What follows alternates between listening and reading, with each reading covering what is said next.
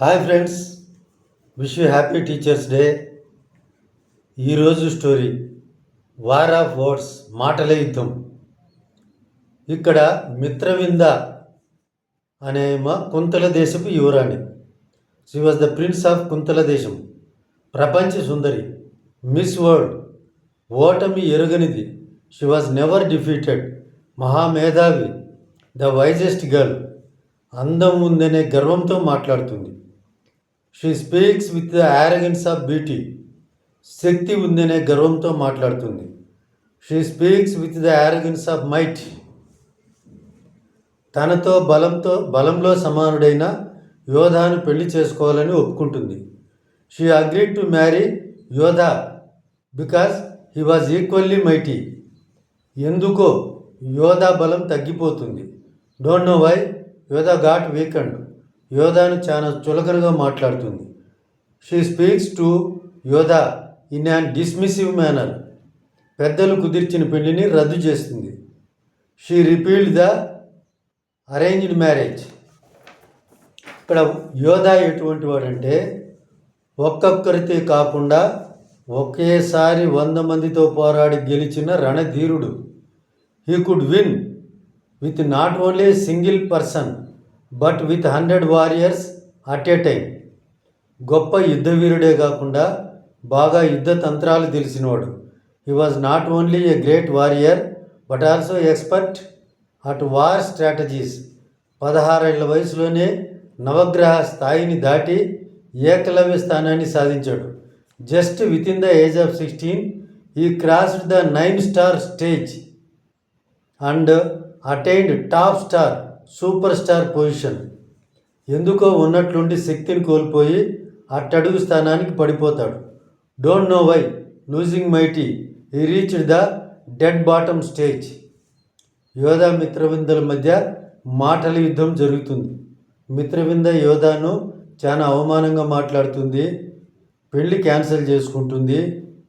అప్పుడు మాట్లాడితే మిత్రవింద యోధాను ఈ విధంగా చులకనగా మాట్లాడుతుంది. చివరికి పోటీకి ఒప్పుకుంటుంది. ఒప్పుకోకముందు ఇలా జరుగుతుంది. నీవు కోరుకున్నట్లుగానే ఒక్క రాత్రికి నీ భార్యగా ఉండడానికి సిద్ధం, కానీ నీవు ఈ పందెములో గెలిచి ప్రాణాలతో ఉంటే మాత్రమే. ఒకవేళ నీవు ఓడిపోయావంటే మాత్రం నా బానిసగా మారి నా చెప్పులు నీ తలపై మోసుకుంటూ తిరగాలి అని మిత్రవింద యోధాతో అంది. As you wish, I will be ready to be your wife for a single night, but only if you survive with life in this race. In case you are defeated, you have to become my slave and carry my sandals on your head to Rome. గెలుపు అనేది ఎవరో భిక్షమేస్తేనో ఎవరినో బ్రతిమాలితోనో నీకు సొంతం కాదు యోధా. The success can't be your own with the arms given by someone or besieging someone else. నీవు గెలవడానికి పుట్టలేదు, కేవలం బానిసగా బ్రతకడానికే పుట్టావు. నీవు తలక్రిందులుగా తపస్సు చేసిన ఈ పోటీలో నన్ను గెలవడం నీ వల్ల కాదు. You are not born to win, you are born to live only as slave. It's impossible for you to win this race even if you penance top seed turvy or upside down for 100 years. నీలాంటి చేతగాని వాణ్ణి, ఎందుకు పనికిరాని వాణ్ణి, ఒక శక్తిహీనుణ్ణి నా భర్తగా ఊహించుకోలేను.